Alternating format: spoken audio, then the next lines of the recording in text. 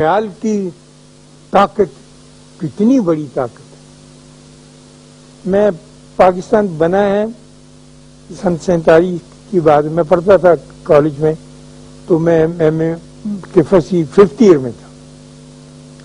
تو fifth year میں آدمی بہت لائق ہوتا ہے، اس سے زیادہ لائق تو دنیا میں اور کوئی ہوتا ہی، ہم یہی سمجھتے ہیں۔ تو میرے والد کو اور میرے ماموں کو، خاص طور پہ میرے ماموں کو، اس بات کی بڑی خواہش تھی کہ میں نماز پڑھا کروں۔ چنانچہ وہ دونوں بیچارے اپنے اپنے طریق میں کوشش کرتے تھے، لیکن میں اتنا پڑھا لکھا تھا، میں کہتا آرگومنٹ کرتا تھا کہ یہ نماز نہیں کر رہے، اللہ کہاں ہے وغیرہ وغیرہ، جیسے پڑھے لکھے لوگ کیا کرتے ہیں۔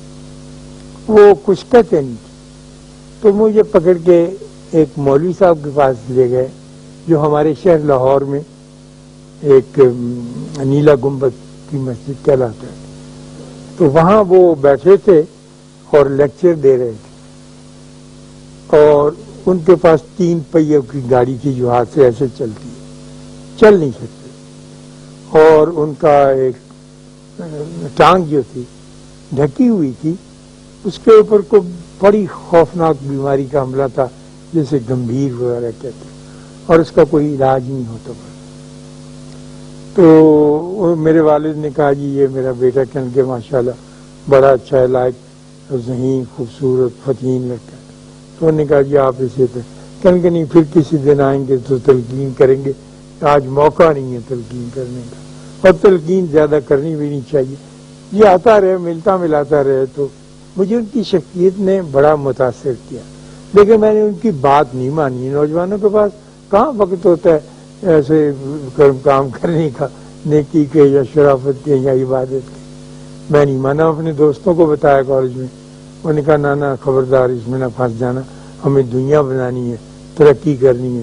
اور ایک مولوی سے لڑکا پڑھتا تھا، وہ کہتا ہے لیسا للانسان الا ما سعی، کوشش کرو دنیا کی طرف۔ تو جب بھی ہمارے یہ آیت پڑھتے ہیں وہ دنیا کی کوشش کی طرف ہی مائل کرتے ہیں۔ خیر، تو وقت گزرتا رہا، اور میں کبھی کبھی ان مولوی صاحب کے پاس جا کے ملتا رہا۔ ان مولوی صاحب کا نام تھا مفتی محمد حسن، وہ ہمارے بہت جید عالم تھے، اور انہوں نے بڑے اونچے اونچے کام کیے۔ آپ نے دیکھا ہوگا فیروز پور روڈ پر وہ جامعہ اشرفیہ، اس کی بنیاد انہی نے رکھی تھی، اور انہی کی سپرویژن میں وہ اتنی بڑی یونیورسٹی بنی۔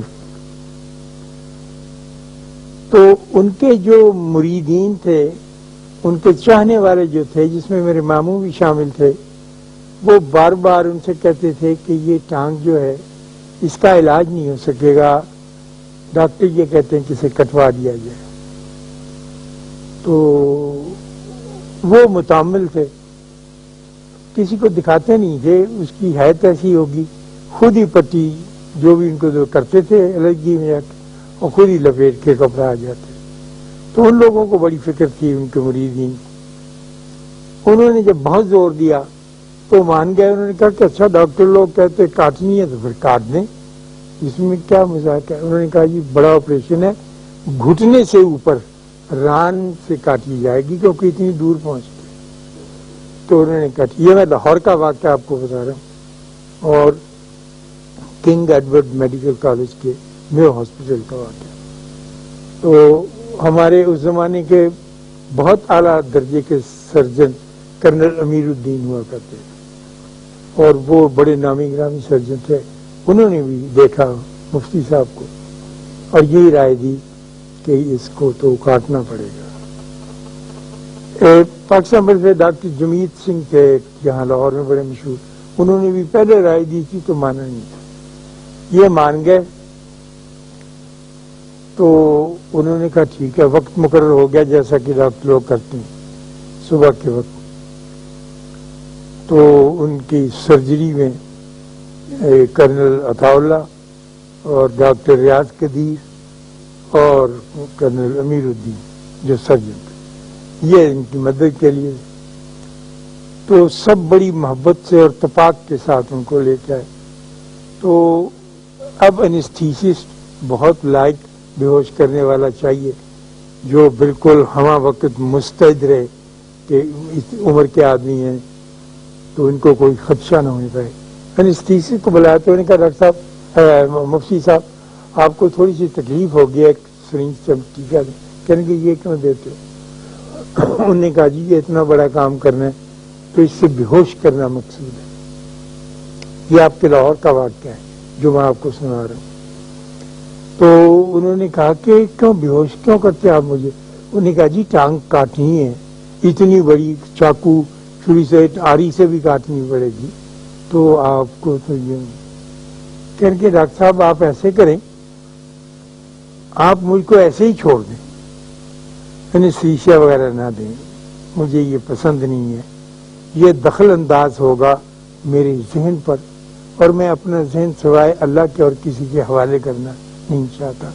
تو آپ اپنا کام کریں میں اپنا کام کرتا ہوں. انہوں نے کہا سر آپ اپنا کام کیا کریں گے؟ کہنے کہ میں اپنا کام جو بھی میرا کام. تو وہ منہ پہ کپڑا لے کے لیٹ گئے.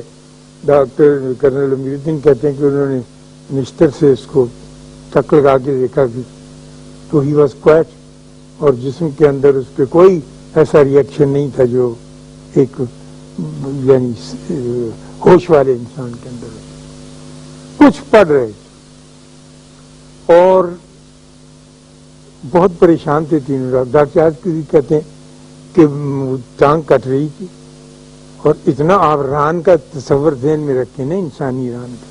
اور ڈاکٹر آج کے دن جلدی جلدی ٹانکے لگا رہے تھے اور کرنل عطا اللہ جو تھے وہ ڈاکٹر وہ نفس پکڑ کے بیٹھے ہوئے تھے کہ اور کچھ چارہ نہیں تھا کہ کیا کیسے پتا چلے کہ ان کا بی پی کہاں چلا گیا تھا. چنانچہ جب وہ کام ختم ہو گیا اور انہوں نے پٹی باندھ دی اور حیران پریشان تین ڈاکٹر ہمارے اسی ہاسپٹل کے کھڑے ہو گئے تو انہوں نے پوچھا کہ میاں ہو گیا کام؟ انہوں نے کہا جی ہو گیا. کہنے کہ آپ کا بہت بہت شکریہ میں نے آپ کو بڑی تکلیف دی.